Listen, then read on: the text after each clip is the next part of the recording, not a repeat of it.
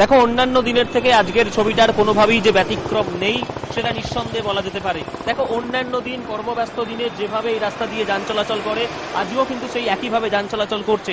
দেখো সেই ছবিটাই আমরা লক্ষ্য করতে পারছি, সেটা হচ্ছে যে অন্যান্য দিন যেভাবে যান চলাচল করে আজকেও কিন্তু সেই একই রকম ভাবে যান চলাচল করছে।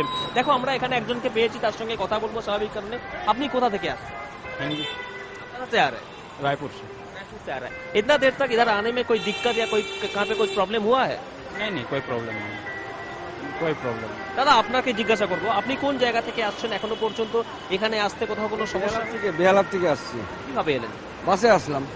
কোথাও কোনো সমস্যার মধ্যে পড়তেন? না না না, কোনো সমস্যা বলতে পারি। আজকে বন্ধ রয়েছে, আপনি সেই বন্ধের মধ্যে সাধারণত যেটা হয়ে থাকে যে ঝুঁকি নিয়ে অনেকে ভাবেন যে রাস্তার মধ্যে বেরোবো না, এক্ষেত্রে আপনি কি সেরকম ভাবলেন নাকি না রাস্তায় যে বেরিয়ে পড়লেন? রাস্তায় কোনো অসুবিধা হয়নি, একদম পিসফুল আছে রাস্তা। আমি তো বাসে করে আসলাম, এই তো নামছি বাস থেকে। রাজ্য সরকারের পক্ষ থেকে আশ্বাস দেওয়া হয়েছিল, পুলিশ পিকেট বসানো হয়েছিল, তো এর ফলে কি আপনি সেই একটা নিশ্চয়তা পেয়ে কি রাস্তায়? হ্যাঁ নিশ্চয়তা পেয়েছি, নিশ্চয় কোনো অসুবিধা হয়নি আমার। আমি তো নিশ্চয়তা নিয়ে রাস্তায় বেরিয়েছি।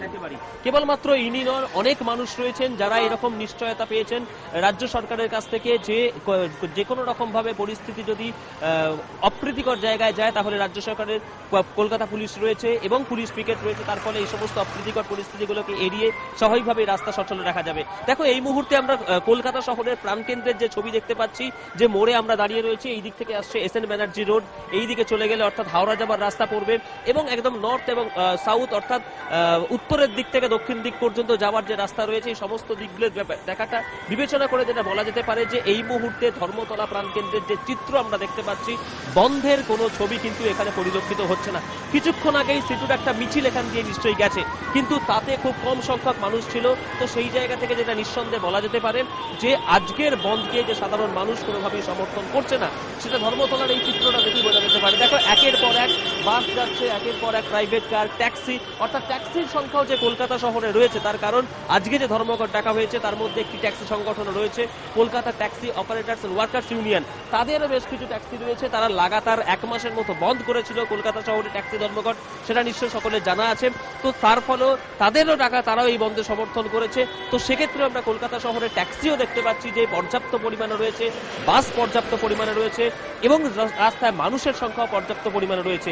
দেখো বাসে যে সাধারণ মানুষের ভিড়টা রয়েছে সেই ছবি থেকে কিন্তু নিঃসন্দেহে এই ছবিটা ফুটে উঠছে যে আজকে যে বন্ধ রাখা হয়েছে সেই বন্ধকে কোনোভাবেই কিন্তু সাধারণ মানুষ সমর্থন করছে না, সেটা কিন্তু এই ছবিগুলো থেকে পরিষ্কার। দেখো কিছুক্ষণ আগে হাওড়া স্টেশনে ছিলাম, সেখানে দেখেছিলাম প্রচুর মানুষ আসছে, ট্রেনে করে আসছে। তাদেরকে জিজ্ঞাসা করছিলাম যে ট্রেনে তাদের কোথাও কোনো সমস্যায় পড়তে হয়েছে কিনা, তাদের বক্তব্য যে ট্রেনে কোনো জায়গায় কোনো রকম সমস্যার মধ্যে পড়তে হয়নি। দেখো সাউথ ইস্টার্ন রেলওয়ে, সেখানেও বিশেষ কোনো সমস্যা নেই। উড়িষ্যাতে একটা বন্ধ হওয়ার ফলে সেখানে উড়িষ্যায় যে দূরপাল্লার ট্রেনগুলো মূলত হাওড়া স্টেশনের দিকে আসে সেখানে কিছু রিশিডিউল করতে হয়েছে।